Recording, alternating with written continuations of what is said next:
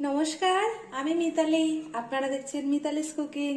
আজকে একটা দারুণ স্বাদের একদম সকালবেলার একটা ব্রেকফাস্ট রেসিপি দেখাবো। তার জন্য নিয়ে নিয়েছি লোটে মাছ। দেখুন, লোটে মাছটা আমি কেটে নিয়েছি। এখানে কিন্তু গোটা লোটে নিলেও তাতে কোনো অসুবিধা নেই, কেটে ধুয়ে নিয়েছি।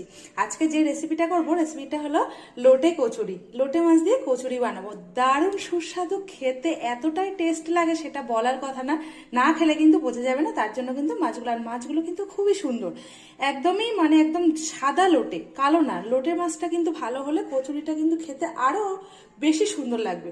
তো আমি কেটে ধুয়ে রেডি করে নিয়েছি মাছটা। এবারে আমি মাছটাকে একটু সামান্য 5 মিনিটের জন্য গরম জলে ভাপিয়ে নেব। তো চলুন গ্যাসটা অন করে নিই। গ্যাসটা অন করে একটা ফ্রাই প্যান বসিয়ে দিয়েছি, তার মধ্যে কিছুটা পরিমাণ জল দিয়ে দিয়েছি। এবার জলের মধ্যে দিয়ে দেবো একটু লবণ, চা চামচে 1/4 ভাগ একটু লবণ দিয়ে দিলাম। এবার এই জলটার মধ্যে দিয়ে দেবো ধুয়ে রাখা